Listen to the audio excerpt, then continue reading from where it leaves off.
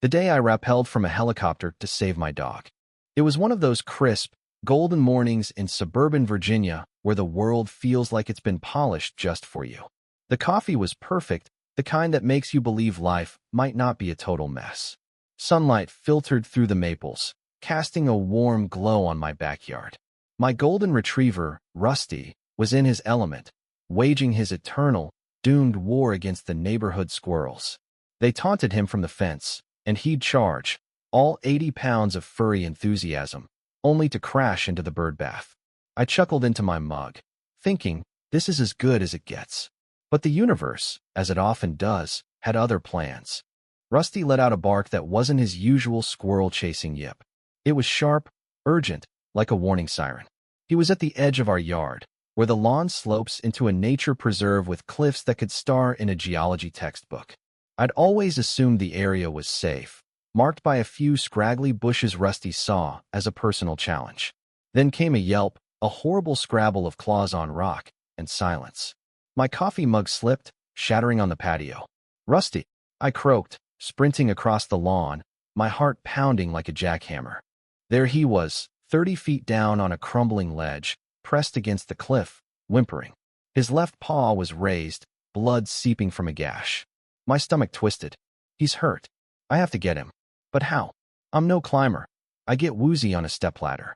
Then I remembered the emergency access gate at the end of our cul-de-sac, a path to the cliff's base. It was usually unlocked, or so I thought. I bolted to the gate, dialing 911 with shaking hands. But there it was, a gleaming padlock, fresh as a slap in the face. And standing nearby, tending her prized marigolds with the serenity of a nun, was Helen, our HOA president. Her silver bob was a marvel of hairspray, her eyes sharp behind wire-rimmed glasses. She set down her watering can with a deliberate clink, already smelling trouble. Helen, I gasped. Rusty fell off the cliff behind my house. He's hurt. I need through the gate now. Helen wiped an imaginary speck from her nail. Good morning, Tom, she said, her voice smooth as a funeral director's. And which bylaw covers unauthorized access for pet retrieval? My jaw dropped.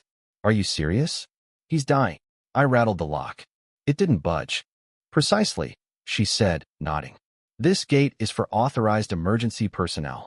You, Tom, are not certified. And this, she gestured at the lock, was installed yesterday to prevent littering and damage to native plants. She waved at a patch of weeds.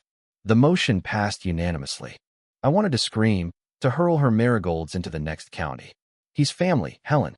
Please. My voice cracked, but she just tooted. Rules are the bedrock of our community. Call animal control. Rage and panic blurred my vision. Animal control would take hours. My 911 call was on hold, mocked by tinny elevator music.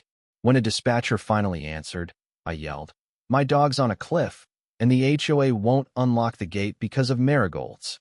The dispatcher's calm questions, is the animal aggressive? Are you in danger? Only fueled my frustration. Send someone with bolt cutters and a conscience. I snapped. Minutes later, a police cruiser arrived. Officer Grant, a grizzled veteran with a mustache from the 80s, and Officer Patel, a rookie with a notepad and a shine of idealism, stepped out. Helen swooped in, launching a monologue about pet ownership and perimeter integrity, painting me as a reckless anarchist. Patel scribbled furiously. Grant just sighed, like he'd seen this movie before. Officers, I pleaded, my dog's bleeding out. Can't you cut the lock? Patel frowned. Destruction of HOA property requires a clear mandate. Helen smirked, citing bylaws like scripture. Another faint yelp from Rusty sliced through me. I was losing him. Pacing my yard, I racked my brain. Who could help? My gaze landed on my half-built deck, a project Helen had fought tooth and nail, claiming it disrupted the aesthetic palette.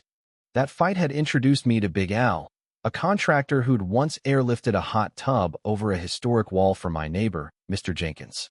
Big Al was my shot. I dialed him, retreating from Helen's ongoing lecture. Al, it's Tom.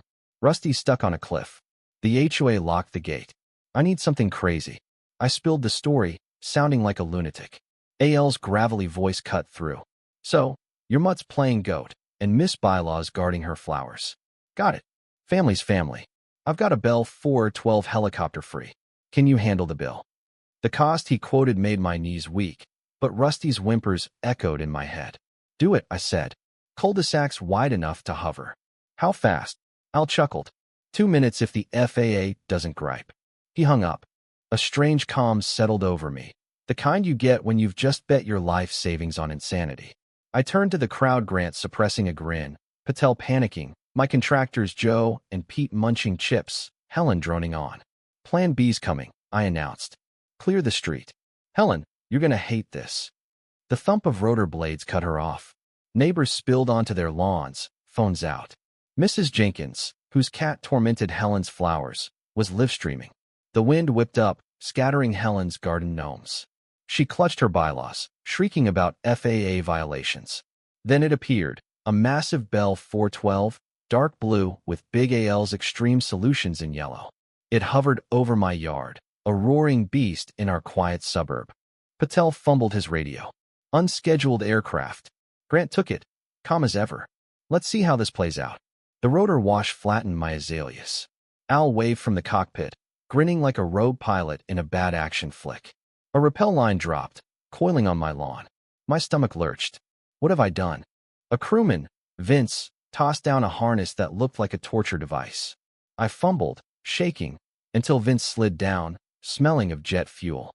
First timer, he bellowed. Kinda. I yelled, tangled in straps. He strapped me in, tight as a straitjacket. Don't look down. Keep feet on the cliff. Don't kick rocks on the dock. Enjoy the ride. He slapped my shoulder. Helen was livid, screaming about lawyers and congressmen. Grant herded her back, barely hiding a laugh. Vince clipped me to the line. I nodded, whispered, for Rusty, and stepped off my lawn into chaos. The ground vanished. Wind clawed my face. I looked down, mistake. The cul-de-sac spun below, Helen a furious speck. The helicopter lurched, swinging me over the cliff. My boots scraped rock, sending pebbles tumbling. Don't kick the dog. Then I saw Rusty, his eyes locked on mine. Fear gave way to resolve. Hey, buddy, I shouted, voice lost in the wind. His tail thumped weakly.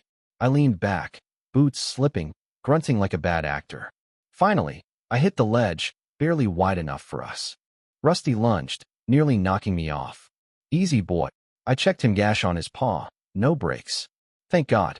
A dog harness came down. Wrestling an 80-pound dog into it on a crumbling ledge was a nightmare. But I managed, babbling. You're the bravest, Rusty. Clipped together, I signaled. The line tugged, and we rose, swinging like a bizarre pendulum. Rusty's ears flapped, his face almost gleeful. We landed on my wrecked lawn. I unclipped us, knees buckling. Al saluted, and the helicopter roared off, leaving silence and stunned neighbors. Paramedics checked Rusty's scrapes. Sprain, no worse. I was dusty, slobbery, and alive.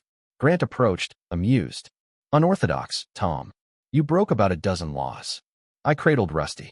My dog was on a cliff. She cared more about weeds. Helen shrieked about lawsuits and her emotionally distressed marigolds. Patel, consulting his notepad, deadpanned. Marigolds don't have legal standing. Joe offered me chips. Epic, man. Like a movie. A neighbor, Greg, waved his phone. Got it all, Tom. It's going viral. Dog dad defies HOA with chopper rescue. I groaned. Viral? I just wanted Rusty back. Later, I nursed a whiskey, Rusty snoozing with a bandaged paw. AL's invoice Ayurveda budget killer with charges like atmospheric disruption compensation. But a note read, waive the Karen fee. That HOA lady's a piece of work. Call me for that deck fight. Hope the mutt's okay. Al. I grinned. Justice. Joe texted. Saw you on the news, Chopper Dad. Labor's free on your deck. You earned it. The frenzy faded, but Chopper Dad stuck. Neighbors waved, kids pointed. Helen fortified the gate with more locks and a sign banning helicopters and unapproved fun. But when I saw her, I just smiled. Nice day for flying, Helen. She froze, then marched off. I'd faced a cliff and won. She didn't scare me anymore. Rusty's fine, though he eyes planes like he's planning another adventure. My deck's fixed, thanks to Joe and Pete. Looking back, that terrifying, bank-breaking day was worth it for Rusty's nudge on that ledge.